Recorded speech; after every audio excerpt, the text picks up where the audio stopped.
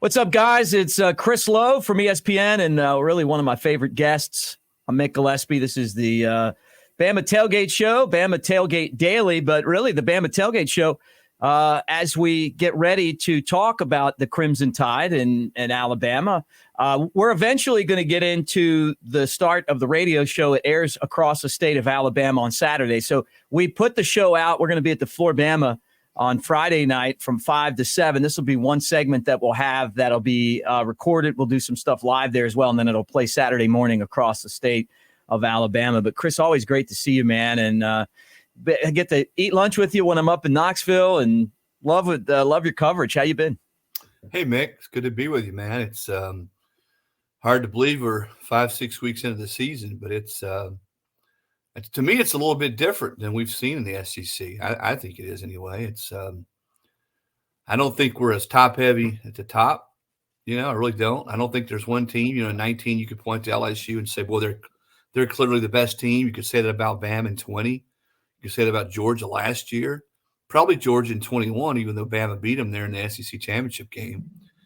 But, boy, this year, I don't know. I mean, Georgia's probably, if you had to pick one, it's probably the top one. But what do you think? There's 7, 8 teams that you could probably dump into a basket right now and shake them up, and depending on how healthy they are and how they play that Saturday, if they turn it over, I think it's pretty close. Yeah, that's how I feel too. I mean, it's just like the parity is so much different because of the transfer portal and maybe NIL. I wonder if it's going to eventually kill high school players, because it's a waste of your time to go and develop these players for them to transfer somewhere else. If you're like Alabama or Georgia, you go out and you kill it in the high school recruiting. Well, why not just wait and like Dion did and put a whole team of transfers together if you can win that way? Yeah, now with the new proposal that the 25 initial counters is done, you can bring as many as you want in a class, which obviously counts transfers. And, I think you're going to see more people go the Dion route, especially people that are taking over programs that have been down or coming into their first year and say, all right, we're going to bring in every transfer we can. We're going to bring in everybody we can this class because, we're going to get rid of 30, 40 people.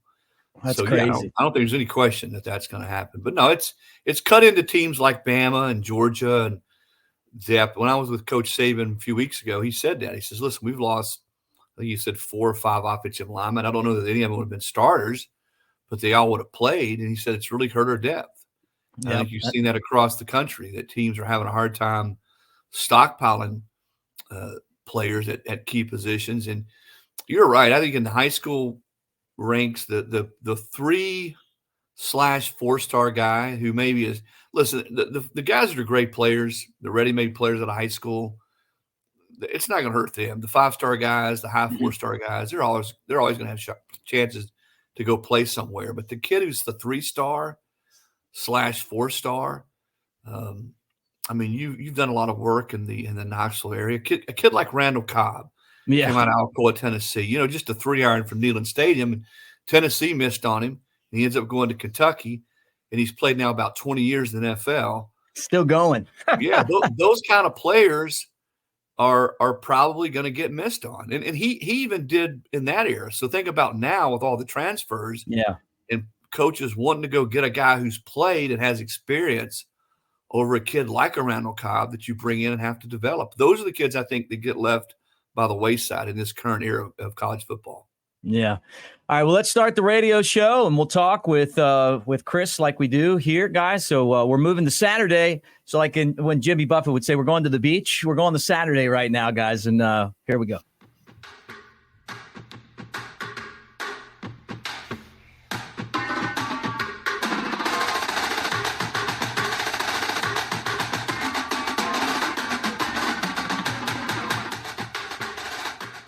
Back on the original Bama Tailgate Show, I'm Mick Gillespie. The show's brought to you by Yuengling Lager, America's oldest brewery. And our look around the SEC is driven by Tuscaloosa Hyundai, our buddy Barry Buckner, and that excellent service department right there on Skyland Boulevard. You can't beat it. They're great cars that some of them are actually built in the state of Alabama. And Barry and his crew are going to get you a great price And no side stickers either. You go in there, you look, whatever they have on the car is how much you pay. And I'll tell you, I like that as well. It's always great to talk to our friend Chris Lowe from ESPN. Chris, how you been? And let's talk Alabama football. They got a huge game. Jimbo Fisher against Nick Saban, 2:30 at in College Station. But what a big game for both of these guys.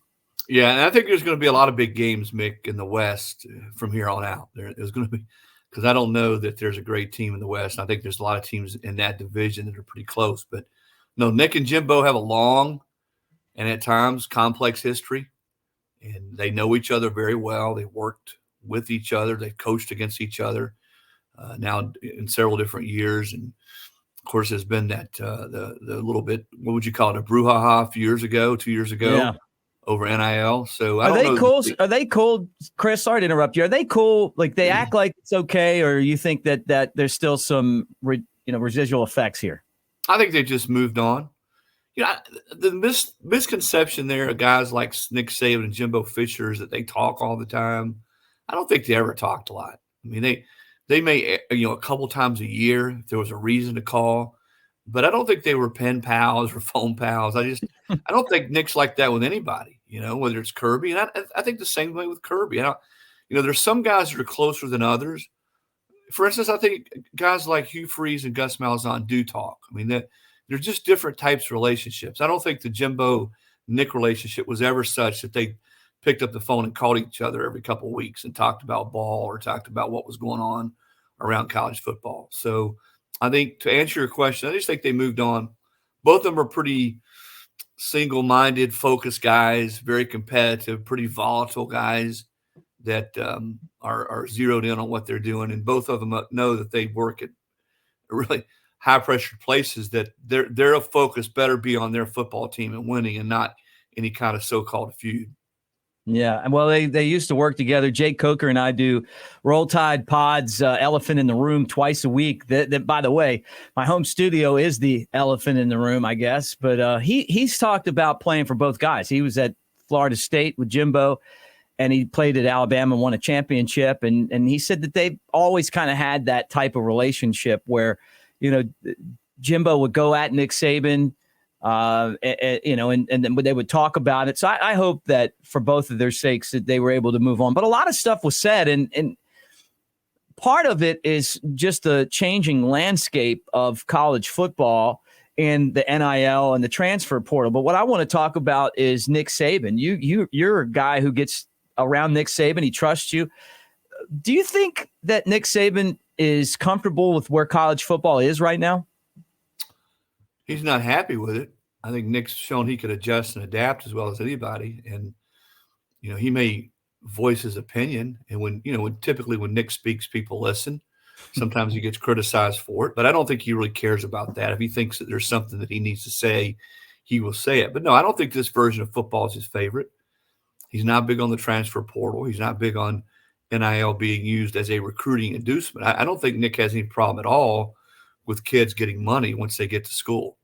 And certainly the kids that, the Bryce Youngs of the world and the Will Andersons of the world, those kids that deserve it and have earned it. And that's his big thing, is when they've earned it, absolutely they should get every penny they can possibly get. But the way it's become a sort of an arms race out of high school and kids getting $300,000 and $800,000 and $1 million just to come to school. And then the transfer portal. The thing he hates most, and I think most coaches, it's not just Saban, hate the most about the transfer portal, is all the middlemen involved. That, hey, if you get in the portal, man, I can get you a deal at X school, a deal at Y school, and a deal at Z school. And that's just hard to combat.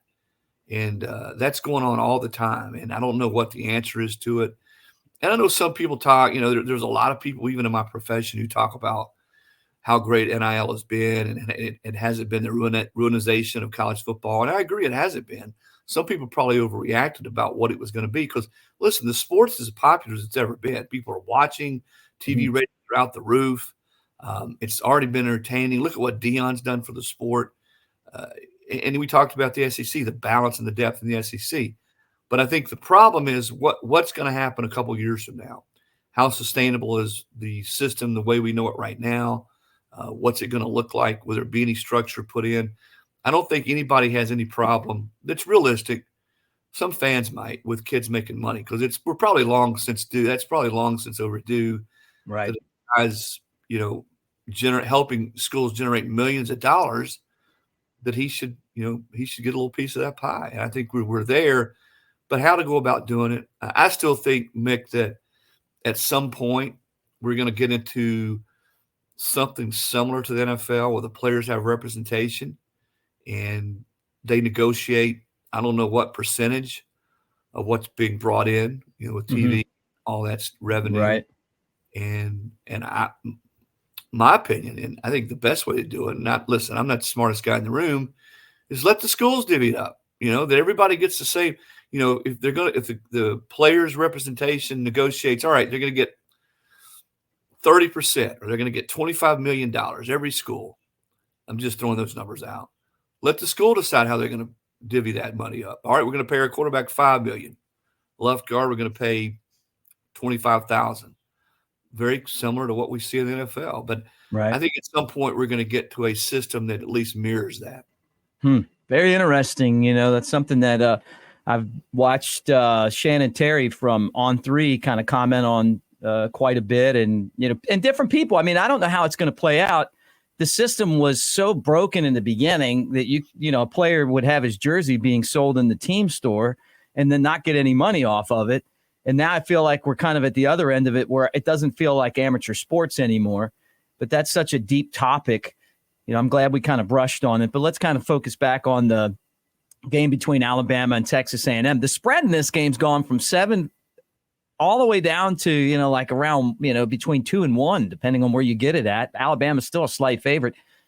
But Vegas feels like Texas A&M, that's where all the money's going right now. And it's because their defense and the way that they match up against Alabama's offensive line, I feel like. Well, I think the feeling is that A&M's good enough across their front seven that they're not going to let Bama run the football. And they're going to make Milroe beat them throwing the football or making an explosive play or two in the run game, which he's certainly capable of.